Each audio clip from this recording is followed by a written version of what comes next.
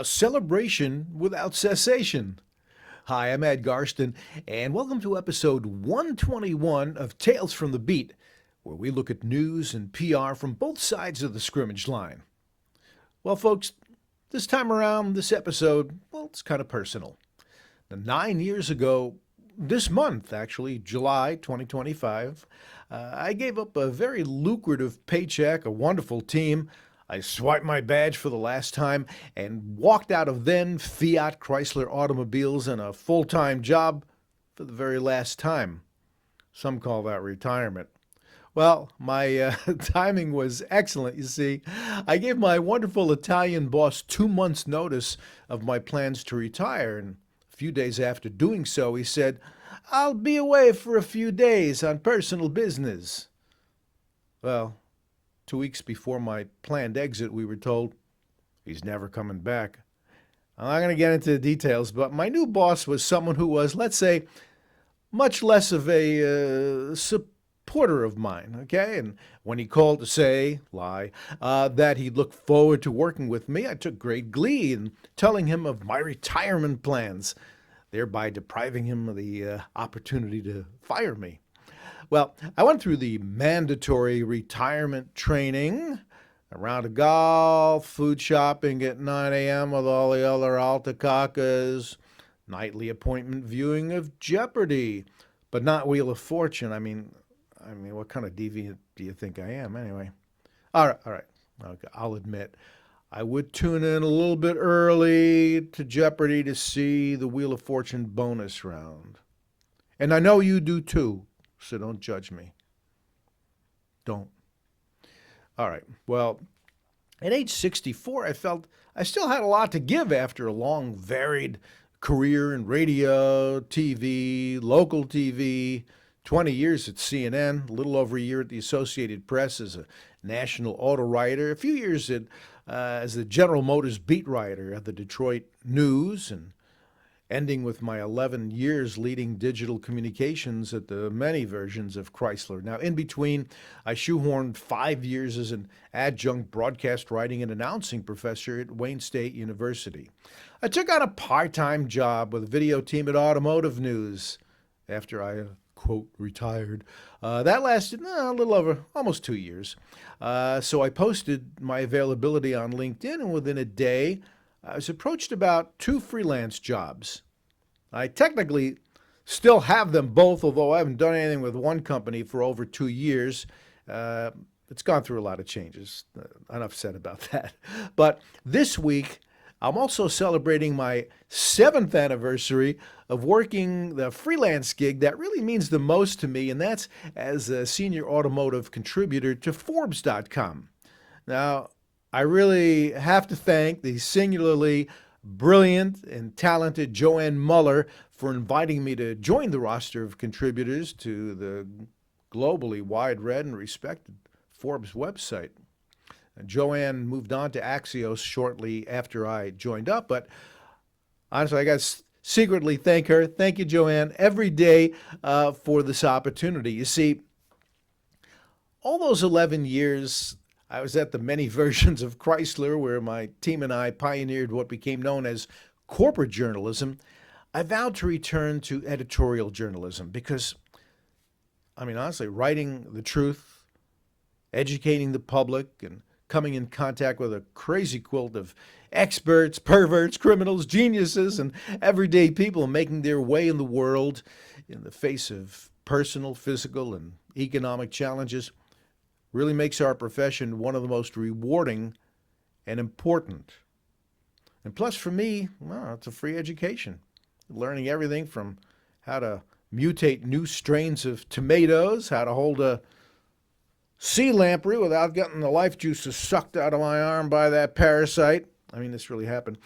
To warding off Pete Rosa's beefy arm when he pushed me into a wall after a question he disliked, to understanding what the hell blockchain is, and of course the brilliant innovations in the vehicles that get us from place to place. The only thing I have to admit this, the only thing I never really did learn to do, embarrassingly enough, as an auto writer, nonetheless, was how to drive a stick shift. Talk about not being a Clutch player. Okay. Cheap. I never wrote much about showbiz celebrities, but, I'll always treasure the time I interviewed Jonathan Harris. He played the evil Dr. Zachary Smith on Lost in Space. Set eyes on that boy. I knew he was a savage. Statement. If my programming is correct, he is much to be admired. He has principles. And I have not. Is that what you're implying? Do you insist on an answer? At once. And you will not remove my power pack if I speak the truth? Just answer the question. Then I choose silence. Oh, you do you?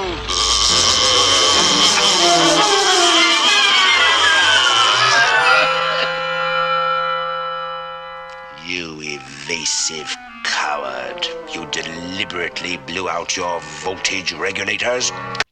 Those of us of a certain age will remember this very fondly.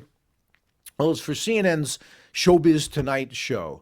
Harris was in Atlanta for an appearance, and I was to meet him in his hotel suite at some Marriott out in the burbs somewhere.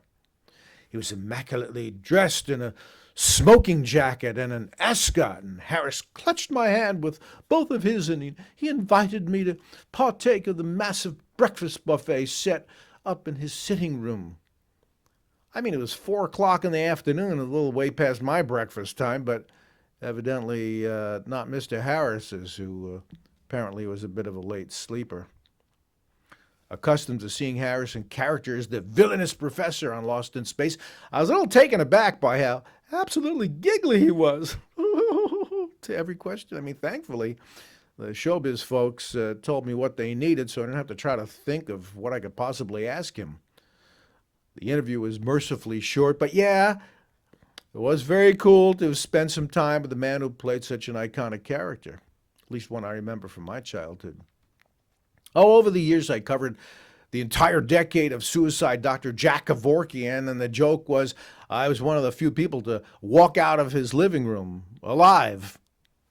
Now, early in my career at local news at K-Gun in Tucson, Arizona, it was an ABC affiliate, I had a chance to interview the legendary voice actor Mel Blanc. If you don't know him, he's the guy who did the voices of Porky Pig, Elmer Fudd, Bugs Bunny, Daffy Duck, Yosemite Sam, Foghorn Leghorn, among many others. And he did every one of those voices for me on camera.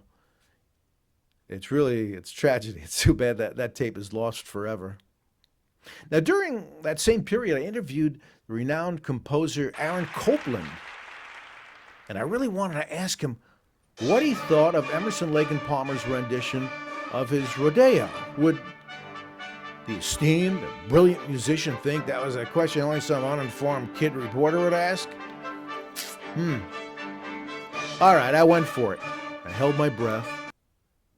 I gotta tell you, his face absolutely lit up, and he thanked me for asking, since no one ever had the courage to do so in the past. And he said he loved the rock group's interpretation of his music and how it grew its awareness among younger people.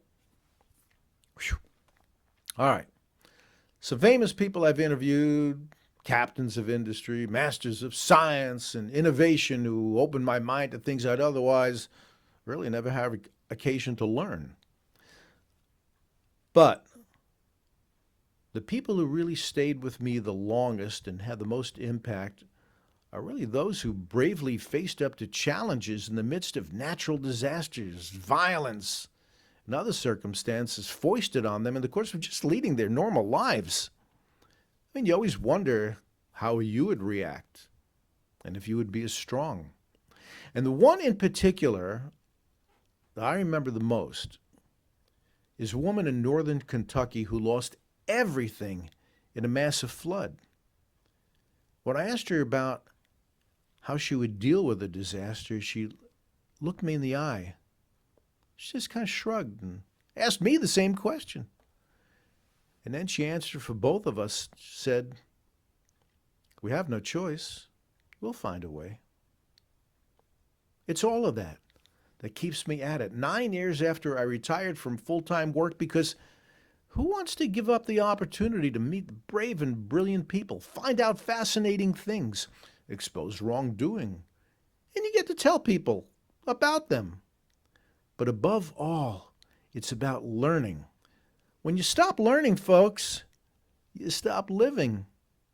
I got a lot of life left in me. Hey, just because I stopped working full time doesn't mean my brain isn't. That's Tales from the Beat for now. I'm Ed Garsten. I hope you'll comment, subscribe, and share. I'll be back soon with more tales. Take care.